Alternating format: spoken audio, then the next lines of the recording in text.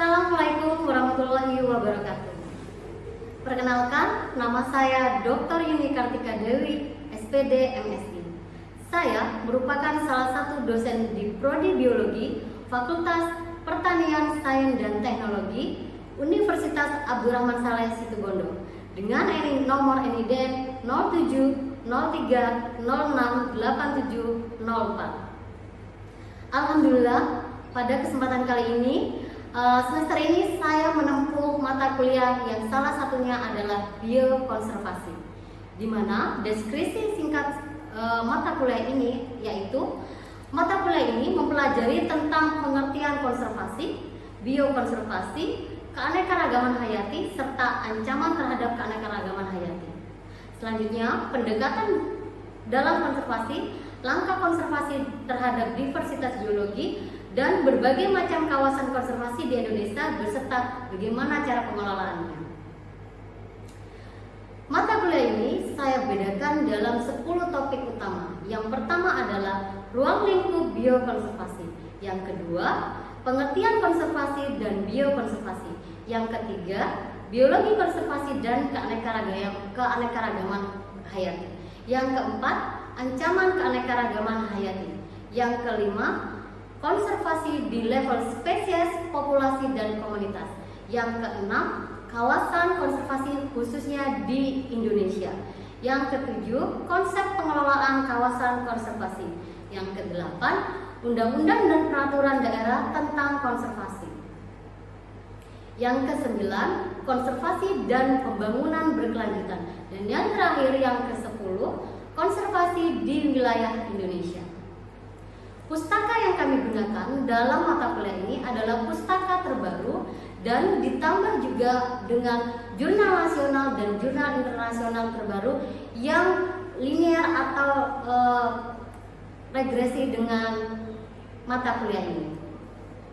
Kriteria penilaian dalam mata kuliah ini saya bedakan menjadi 4. Yang pertama UTS dengan poin 25%, yang kedua UAS dengan persentase 25%. Selanjutnya proyek dalam bentuk tugas yaitu 25%, serta keaktifan mahasiswa di kelas baik presensi ataupun diskusi tanya jawab saat pembelajaran berlangsung 25%. Selanjutnya, capaian pembelajaran dalam mata kuliah ini saya bedakan menjadi 4, yaitu yang pertama, menginternalisasi nilai, norma, dan etika akademik. Yang kedua, menguasai konsep aplikasi biologi dan teknologi yang relevan dalam pengelolaan sumber daya hayati dan lingkupnya. Yang ketiga, mampu menerapkan pemikiran logis, kritis, sistematis, dan inovatif dalam konteks pengembangan atau implementasi ilmu pengetahuan alam, teknologi, dan yang memperhatikan penerapan nilai humaniora yang sesuai dengan bidang keahliannya. Yang terakhir, yang keempat, mampu mengambil keputusan berdasarkan analisis terhadap permasalahan konservasi sumber daya alam khususnya di Indonesia. Capaian pembelajaran dalam mata kuliah ini, CPMK, yaitu harapannya setelah mengikuti mata kuliah ini, biokonservasi, mahasiswa mampu menerapkan pemikirannya yang secara logis, kritis, dan sistematis, serta inovatif dalam menganalisis permasalahan konservasi sumber daya alam, serta mampu menguasai prinsip dasar dan aplikasi biokonservasi sebagai landasan dalam pengambilan keputusan dalam upaya konservasi sumber daya alam. Dalam mata kuliah ini, kami terdiri dari 16 pertemuan, di mana 12 pertemuan kami lakukan secara luring, yang beberapa diantaranya terdapat praktikum, sedangkan 2 pertemuan lainnya adalah UTS dan UAS.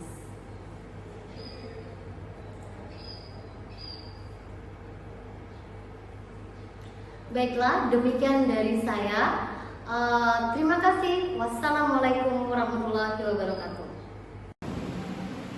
Assalamualaikum warahmatullahi wabarakatuh.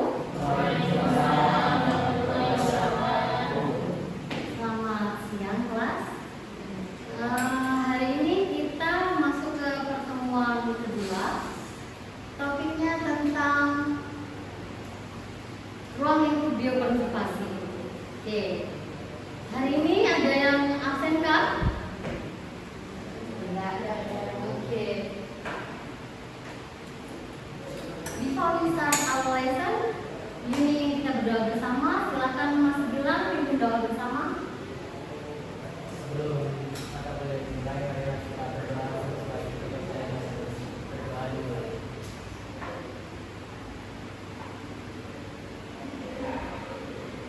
selesai. Alhamdulillah, thank you so much. Oke, kita lanjut ke materi hari ini. Kalian sudah makan siang? Ya. Oke, look at that. Topik kita kali ini adalah ruang lingkup biokonservasi. Nah, tujuan pembelajaran kali ini adalah harapannya nanti di akhir setelah kita diskusi tentang materi kali ini, harapannya Bu Yuni ingin kalian mengetahui apa sih itu biokonservasi. Kenapa sih kita penting mempelajari biokonservasi? Nah, walaupun namanya gampang, tapi bukan hal yang mudah untuk dilakukan. Jiwa-jiwa biokonservasi harus tumbuh dalam kita. Kenapa? Ada yang tahu? Oh iya, sebentar. Bu Yuni ingatkan lagi roh peraturan dalam kelas kita. Jadi, Bu Yuni akan memberikan nilai saat kamu aktif. Apapun itu, mau aktif bertanya, mau aktif menjawab, akan Bu Yuni jadikan poin. Itu salah satu poin keaktifan 25% seperti kontrak kuliah kita minggu lalu. Masih ingat kan? Oke, kira-kira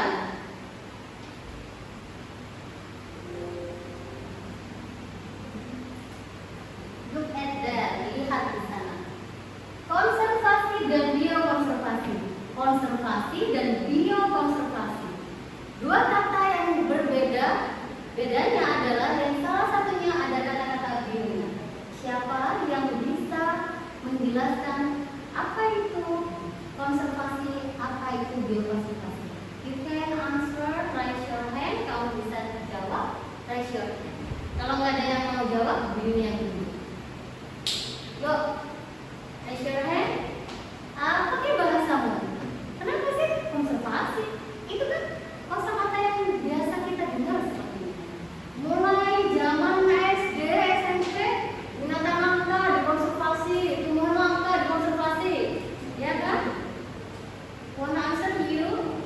Namanya siapa? Yuni Stephanie Ibu? akan jawab tentang definisi dari konservasi.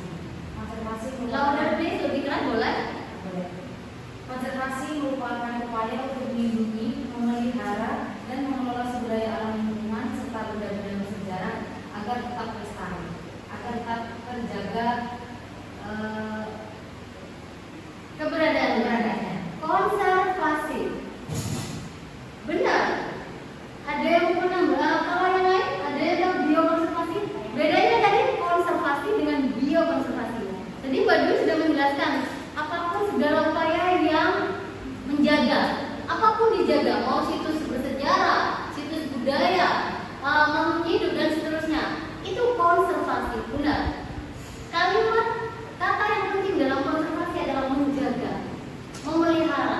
Itu poin pertama. Kalau biokonservasi, Sinta mau jawab? Oke. Kurang tinggi tangannya.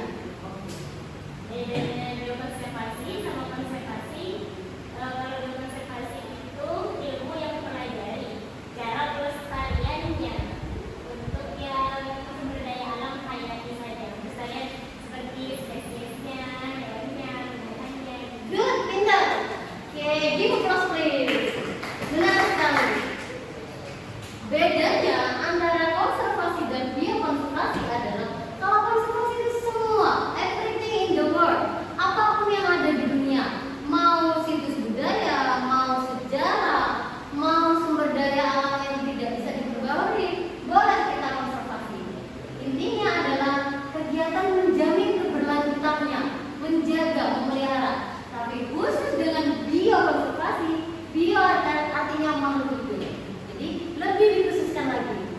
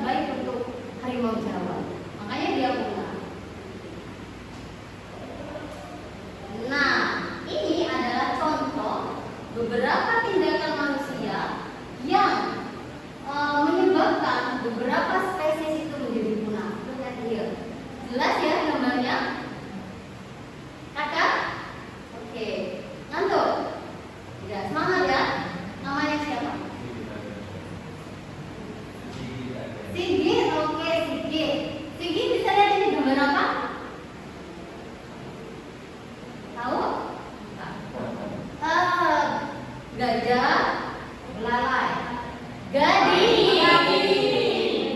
Nih, gadingnya gajah. Seberapa banyak gading gajah di sini? Kalau sudah gadingnya di sini, berarti gajahnya mati apa hidup? Benar. Gajahnya diburu. Ini adalah tindakan manusia. Salah satu perburuan liar yang terlalu besar sehingga menyebabkan hewan tersebut hampir punah. Sehingga perlu kita lakukan konservasi. Itu ya. Ini question, ada pertanyaan? Tidak ada.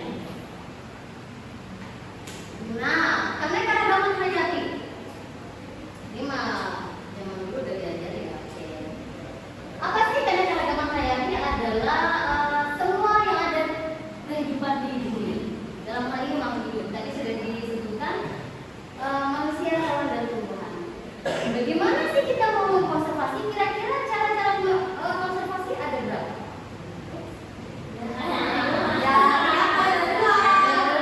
Siapa yang bisa?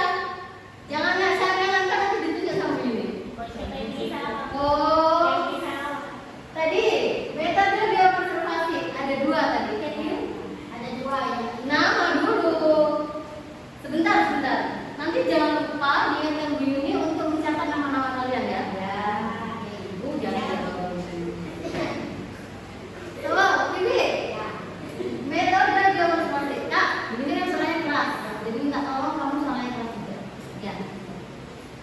Metode biokonservasi setahumu ada berapa? Jadi metode biokonservasi itu ada 2, yaitu ex situ dan in situ. In situ yaitu konservasi yang dilakukan sesuai dengan habitat aslinya ataupun di dalam habitat aslinya. Yang kedua yaitu adalah ex situ, yaitu dilakukan di luar habitat aslinya. Biasanya ini mencakup seperti zoo, jalan alam, dan juga taman nasional.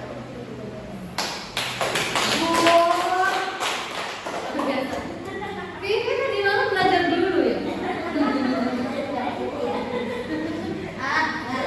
Oke, semuanya. Oke.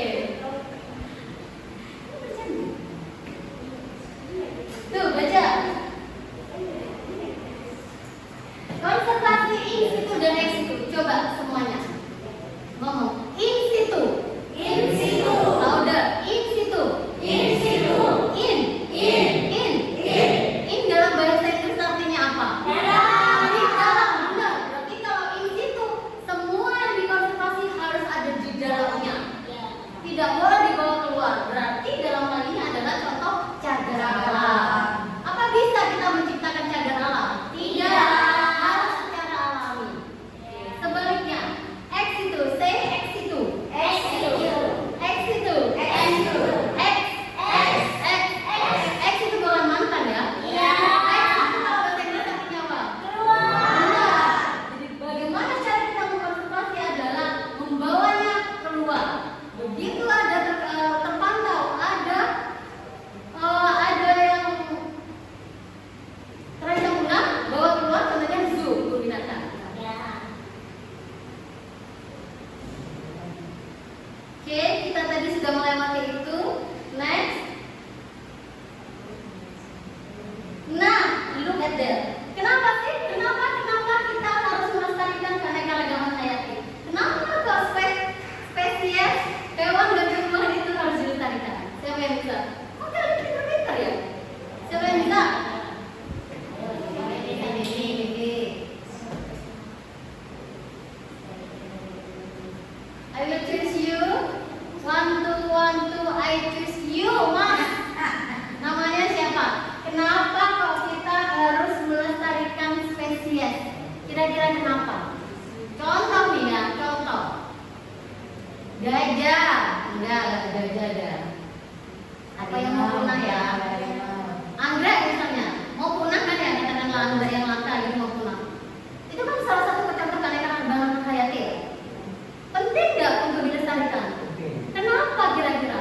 Karena melestarikannya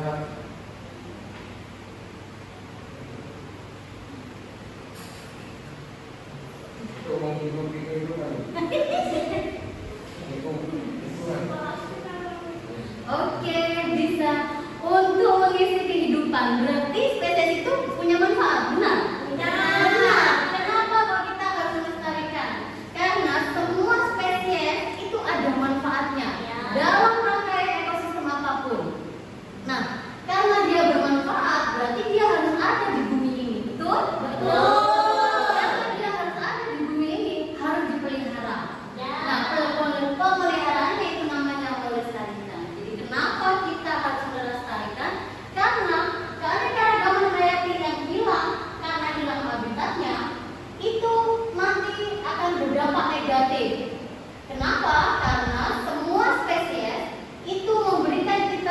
sejumlah manfaat baik secara ekonomi, secara etika, serta menambah nilai estetika. Tadi contohnya anggrek. Nah, nanti anak cucumu gak ada yang tahu anggrek secantik apa, ya kan? Nah, tuh. Jadi sangat penting kita melestarikan keanekaragaman budaya.